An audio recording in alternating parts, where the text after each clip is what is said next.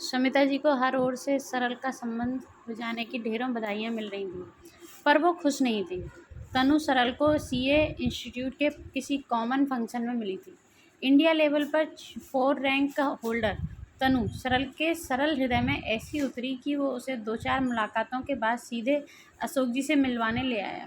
शहर की नामी सीए फर्म के मालिक अशोक जी भी उसके एकेडमिक रिकॉर्ड और होशियारी से शीघ्र प्रभावित हो गए और उसे अपनी फर्म से इंटर्नशिप तो ऑफ़र की ही, साथ में सरल से उसके विवाह पर भी अपनी रजामंदी हंसते-हंसते दे दी।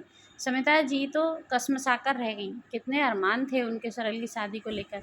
विरल की शादी में जब हीरे की अंगूठी से मिलनी हुई थी तो सोसाइटी में उनकी नाक ऊँची हो गई थी। काफ़ी दिनों तक विरल की शादी चर्चा का विषय बनी रही थी। सरल के लिए भी एक से बढ़कर एक अमीर घरानों के रिश्ते आ रहे थे, पर अशोक जी ने इस फटीचर लड़की से रिश्ते की झटपट हाँ करके उनके सब अरमान कुचल दिए। एक बार मुझसे सलाह करना भी ज़रूरी नहीं समझा। ऑफिस में बैठे-बैठे शादियां तय की जाती होंगी भला। बड़े आए कृष्ण कन्हैया, सुदामा को दरवाजे पर देखकर ही लट्टू हो गए। तीसरा लोग भी उसी को सौंप दो, ये रुक्मणी तुम्हारा हाथ नहीं रोकेगी। शादी के 2-4 दिन पहले तक समिता जी का बड़बड़ाना चालू देखकर अशोक जी गंभीर हो गए। देखो समिता, मैं अभी तक तुम्हारे गुस्से को नादानी समझकर इग्नोर करता रहा, पर तुम आज के बाद तनु या उसके परिवार के संबंध में एक शब्द नहीं बोलोगी। विरल की शादी की शानो शौकत तुम्हें याद है, पर शादी के बाद से विरल अलग घर में चला गया, इसका तुम्हें जरा भी मलाल है कि नहीं। आयरा एक दिन भी तुम्हारे साथ इस घर में नहीं रही, पर तुम्हारी आंखों पर तो हीरे की पट्टी बंधी है। मैंने तनु का चुनाव बहुत सोच समझकर किया है। वो न सिर्फ सरल का भविष्य है, बल्कि वो अपना भी भविष्य है। उससे मन मिलाकर चलोगी तो सुखी रहोगी।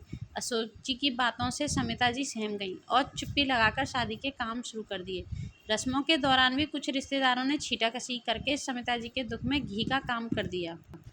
बारात निश्चित जगह पर पहुंची और तनु के भैया भाभी ने अपनी हैसियत से बढ़कर बारात का स्वागत किया, पर समिता जी को हीरे की चकाचौंध के आगे उनका स्वागत बहुत फीका लगा। जयमाला के बाद सबके फ़ोटो वगैरह खींचे और फिर खाना खाकर दूल्हा दुल्हन मंडप में आकर बैठ गए। दूल्हे की माँ फेरे नहीं देखती है, तो समिता जी अपने रूम में जाकर आराम करने लगीं। फेरे शुरू होने को ही थे कि वो अपने परिवार की कुछ औरतों के साथ मंडप में घबराई सी घुसी। अशोक जी पास आकर पूछने लगे, क्या बात है समिता जी, आप इतनी घबराई हुई क्यों हो। समिता जी ने बिना सोचे समझे बोल दिया, मेरी हीरे की अंगूठी गायब है। मैंने हर जगह तलाश ली, पर मुझे लगता है कि तनु की भाभी के पर्स में मेरे हीरे की अंगूठी है। समिता जी के शब्द निकलने की देरी थी। मंडप में हड़कंप मच गया। तनु अपनी भाभी के अपमान को बर्दाश्त नहीं कर पाई और भाभी के आगे आ गई। सरल, अगर भाभी का पर्स खुलवाया गया तो तुम्हें वापस जाना होगा।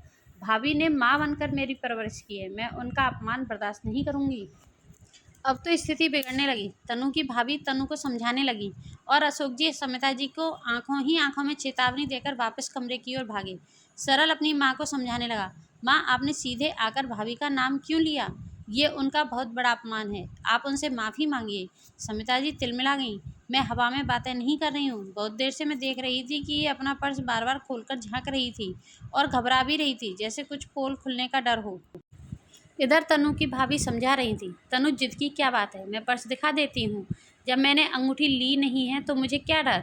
तनु दृढ़ता से बोली, भाभी बात अंगूठी के होने ना होने की नहीं है, बात यहाँ आपके सम्मान की है। माँ का दर्जा दिया है मैंने आपको, आपका पर्स हमारे परिवार की शान से जुड़ा है। ठीक है, हम रुपये पैसे में 19 होंगे, पर प्रतिष्ठा हमारे परिवार की भी कम नहीं है। आपका पर्स नहीं तलाशा जाएगा। लोग बातें बनाने लगे, खुसुर पुसुर शुरू हो गई। इससे पहले कि बात और बिगड़ती, अशोक जी भागते हुए वापस मंडप में आ गए। उनके हाथ में एक लेडीज पर्स था और दूसरे हाथ में अंगूठी। अंगूठी देखते ही समिता जी जोर से चिल्लाईं, देखा, मैंने कहा था ना कि भाभी के पर्स में ही है मेरे हीरे की अंगूठी। अशोक जी ने सिर पकड़ लिया और बोले, हाँ पर्स तो है भाभी का, पर तनु की नहीं, तुम्हारी भाभी का। सन्नाटा छा गया पंडाल में। समिता जी के भाई तिलमिलाकर अपनी पत्नी की ओर बढ़ ही रहे थे कि अशोक जी बीच में आ गए। तुम बहन भाई कहाँ जल्दी में रहते हो, पहले पूरी बात सुनो। समिता के वो अंगूठी थोड़ी ढीली थी, इसलिए अंगूठी खोने की बात सुनकर मैं कमरे की ओर भागा था। जब समिता यहाँ से गई थी तब तक अंगूठी उसकी उंगली में थी। मैंने आखिरी फ़ोटो और वीडियो फुटेज देखकर पता कर लिया। फिर मैंने कमरे में जाकर भाभी की मदद से सब जगह तलाशी शुरू की। समिता ने अपना फ़ोन निकालने के लिए भाभी के पर्स में हाथ डाला था, वहीं अंगूठी स्लिप हो गई।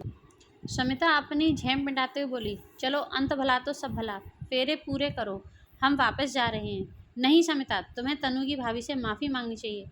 बिना किसी आधार के इतनी बड़ी बात भरे पंडाल में कहना तुम्हारी गलती थी। अशोक जी की बात सुनकर समिता जी की आंखें झुक गईं और वो अपमानित महसूस करती हुई तनु की भाभी से माफ़ी मांगने लगीं। तनु की भाभी ने आगे बढ़कर उनके पैर छू लिए और कहा, प्लीज़ आंटी, आप बड़ी होकर मुझे शर्मिंदा ना करें। बस तनु कोई नादानी करे तो दिल से नहीं लगाना, इसे बेटी जैसा प्यार देना।